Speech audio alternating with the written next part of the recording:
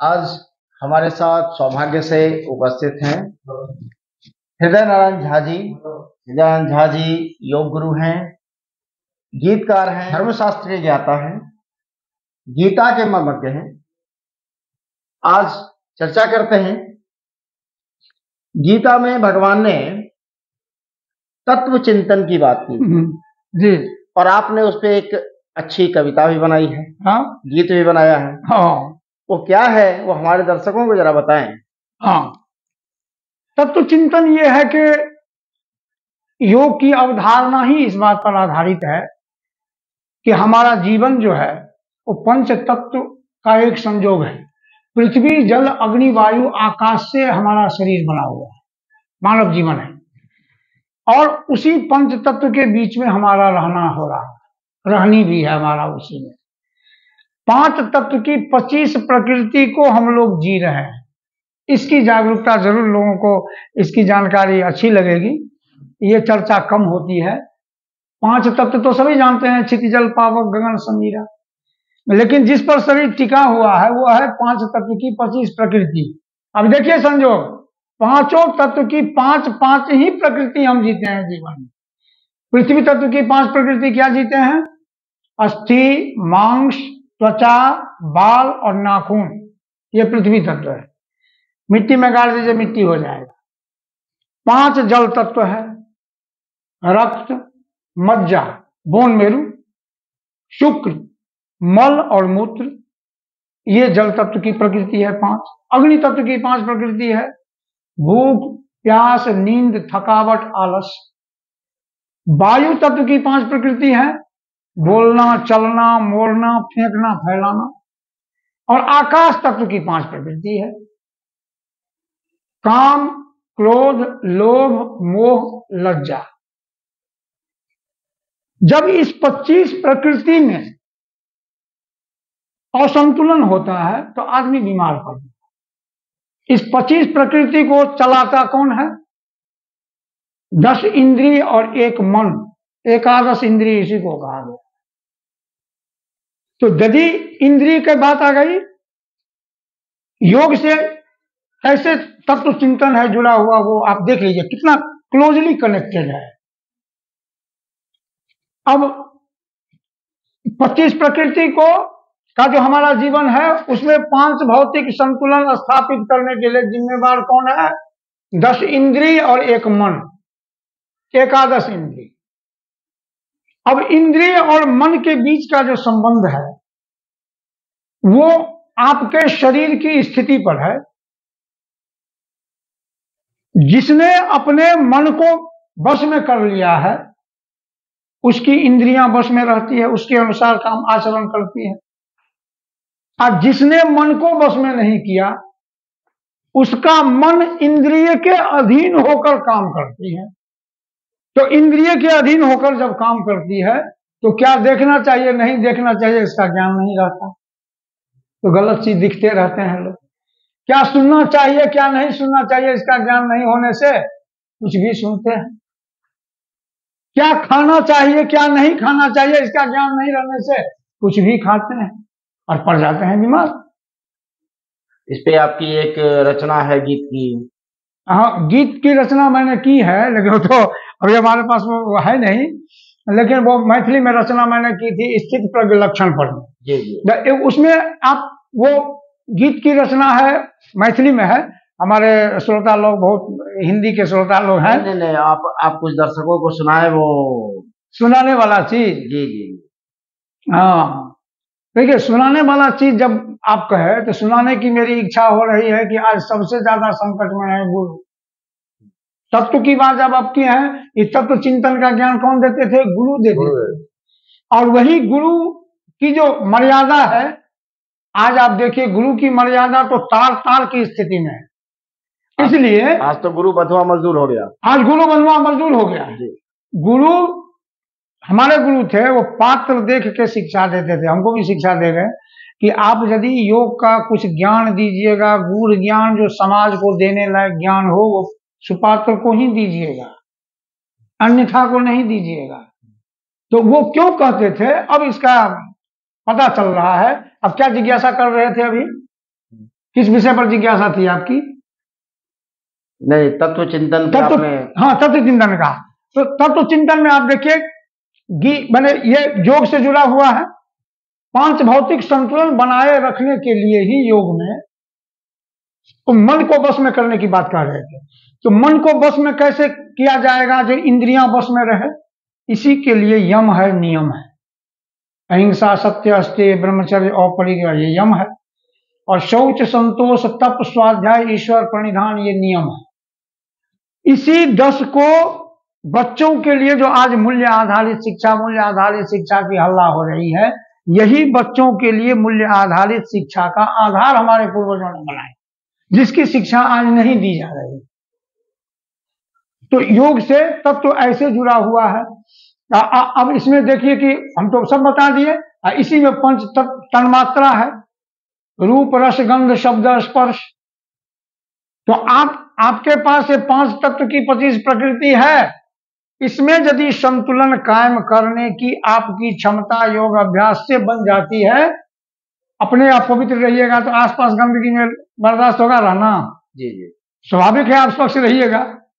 तो एक इंडिविजुअल से समग्र पर्यावरण का कनेक्शन जुड़ा हुआ है। इसीलिए 94 में सबसे पहले हिंदुस्तान में मेरा आर्टिकल छपा था एडिटोरियल पेज पर, योग में स्वास्थ्य एवं पर्यावरण संरक्षण। ये शरीर ही पर्यावरण है हमारा। 5 प्रकृति है जल की। अब देखिए डॉक्टर भी शरीर में रोग का जांच करने के लिए ब्लड टेस्ट करते हैं। तो ब्लड टेस्ट क्यों? ब्लड से पता चल जाएगा कि आपका रक्त कैसा है, मज्जा कैसा है, शुक्र कैसा है, मल कैसा है, मूत्र कैसा है। 1 से 5 में विकृतियां आती हैं। एक विकृत होगा, सब में विकृति आएगी। और जब एक तत्व की प्रकृति में विकृत आएगी तो दूसरे तत्व की प्रकृति को भी विकृत करेगी। इसीलिए देखिए जिसका ब्लड में खराबी रहता है उसके पेट में भी खराबी हो जाता है, पाचन भी उसका गड़बड़ हो जाता है। ये गड़बड़ हुआ तो उसका छाती में भी प्रॉब्लम होने लगता है, गठिया हो गया, पैर में भी दर्द हो गया। तो एक से दूसरा जुड़ा हुआ है। तो इस अर्थ में देखिए तो तत्व जो है, तत्व ज्ञान आज सबके लिए जरूरी है, खास करके उसे अपने जीवन में स्वस्थ तंदुरुस्त रहते हुए अपने जीवन को अभ्युदय के मार्ग पर ले जाने के लिए आज सबके लिए जरूरी। भगवान श्री कृष्ण ने गीता में इस पे बहुत ही अच्छे से वर्णन किया है। अच्छा से वर्णन किया है, लेकिन 3 तप का जो उन्होंने वर्णन किया है, जो अभी योग में मैंने बताया कि नियम में तीसरा नंबर पर है तप। भगवान कृष्ण ने 3 ही तप बताए, वही 3 तप है। शरीर का तप, वाणी का तप, अब मन का तप। शरीर का तप क्या बताएं? कहे देव द्विज गुरु प्राज्ञ पूजनम शौचम आर्जवम ब्रह्मचर्यम अहिंसा च शारीरं तप उच्यते। शरीर का तप क्या है? देवता, गुरु, ब्राह्मण, विद्वान की पूजा भाव, उसके प्रति पूजा भाव रखना, शुद्ध रहना, ब्रह्मचर्य का पालन करना, ये शरीर का, अहिंसा का पालन करना, ये शरीर का धर्म हुआ, शरीर का तप हुआ। इतना करते हैं तो शरीर को तपा रहे हैं। कहा वाणी का तप है अनुद्वेग करं वाक्यं सत्यं प्रिय हितं च स्वाध्यायाभ्यसनं चैव वाङ्मयं तप उच्यते। लेकिन आज के जो पॉलिटिशियन हैं वो इसका ठीक उल्टा करते हैं। वही तो आपको कहा है, नाम किसी का मत लीजिए, खाली वॉच कीजिए कि ये लोग कितने तपस्वी हैं, कौन कितने तपस्वी हैं, कितने पानी में हैं। भगवान अनुद्वेग कर्म वाक्यम, ऐसी वाणी मत बोलिए जो किसी को उद्वेलित कर दे। आज वही हो रहा है। भगवान श्री कृष्ण कहते हैं कि सत्य बोलो, सत्य बोलो, प्रिय बोलो, और आज के लोग कहते हैं कि नित्य बोलो, असत्य बोलो, अप्रिय बोलो, अप्रिय बोलो। हमारे पूर्वजों ने सब चीज क्लियर कर दिया है। चेतना का अभाव है, आपको कहे ना, चेतना जागरूकता जनता जनार्दन में हो जाए तो बहुत चीज बदलेगा। अब जैसे कौन मूर्ख है, कौन ज्ञानी है, इसके लिए हमारे पूर्वजों ने सूत्र दे दिया, पहचान लो बेटा। वो विद्वान भी हो सकता है, और प्रवचन करने वाला तुम्हारे सामने में है ना, ये भी हो सकता है। ये भाषण देने वाला है ना, ये भी हो सकता है। ये गुरुजी है ना, ये भी हो सकता है। ये प्रोफेसर है ना, ये भी हो सकता है। ये नेता है ना, ये भी हो सकता है। ये महात्मा है, ये भी हो सकता है। उसको पहचानोगे कैसे? कहा जिसमें ये लक्षण और जिसमें ये चिन्ह दिखाई दे, समझो मूर्ख का चिन्ह है, मूर्ख का लक्षण है। लक्षण क्या बताएं, सुन लीजिए। अति शौचम शौचम वा, अति निंदा अति स्तुति, अत्याचार मनाचारम षडविधम मूर्ख लक्षणम।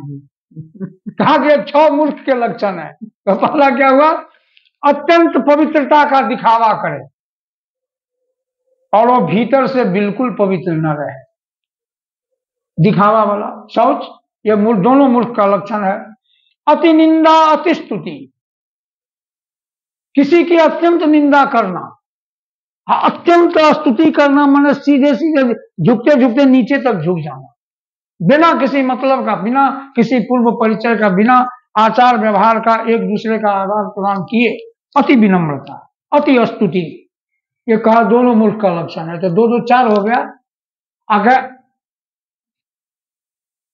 अत्याचार मनाचार, अति आचार का पालन, दिखावा करे, आचार का पालन बिल्कुल नहीं करे, आचार भ्रष्ट रहे, भ्रष्टाचार में लिप्त रहे, लेकिन आचार का दिखावा ऐसा करके हम पूजा भी करते हैं, तिलक भी लगाते हैं, ये भी करते हैं, हम जय जयकार भी कर लेते हैं, लेकिन भीतर से वो अत्याचार अनाचार, भीतर से अनाचार में लिप्त है।